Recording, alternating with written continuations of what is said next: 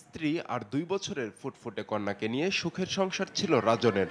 স্ত্রী জেরিন ডেঙ্গুতে আক্রান্ত হয়ে ২৭তম জন্মদিনে গেল ৬ জুন না ফেরার দেশে পাড়ি জমান। ৭ জুন বিবাহবার্ষিকীতে দাফন করা হয় তাকে। অক্সিজেন দেওয়ার জন্য যখন আমরা উপরে নিয়ে যাই তখন আমাদের হয়রানি করা হয়। আবার ওরে ২-৩ বারে উপরে নিচে করার জন্য ভর্তি লাগবে, এটা লাগবে, সেটা লাগবে, নিচে নামাই। তো সঠিক টাইম ওর মানে অক্সিজেনটাও দিতে পারি নাই। পরবর্তীতেও আমার এরকম কোলে বসেই আমার কোলেও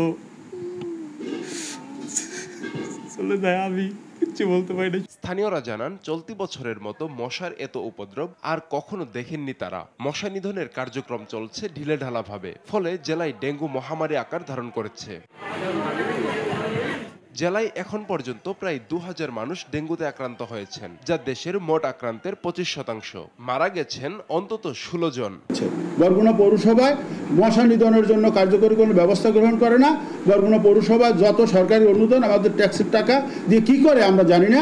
বরগুনা পৌরসভা জনগণের কোনো উন্নয়নমূলক কাজে আসে না। মশক নিধনের যে কার্যক্রম, কোনো কার্যক্রমই পৌরসভা পালন করছে না, চোখে পড়ছে না, খুবই দুরবস্থা। ৫০ শয্যার ডেঙ্গু ওয়ার্ডে গড়ে প্রতিদিন ২৫০ জন রোগী হাসপাতালে ভর্তি থেকে চিকিৎসা নিচ্ছেন। বেড সংকটে চিকিৎসা নিতে হচ্ছে মেঝেতেই। অস্বাস্থ্যকর পরিবেশ আর জায়গার অভাবে বাড়ছে ভোগান্তি। এই দেখ প্যারাসিটামল ট্যাবলেট এই ৬ ঘন্টা পর পর খাইয়েন, এছাড়া এখন যে কোনো একটা জিনিস পাইলাম না, সব ওষুধ বাড়ার দেখে না লাগে।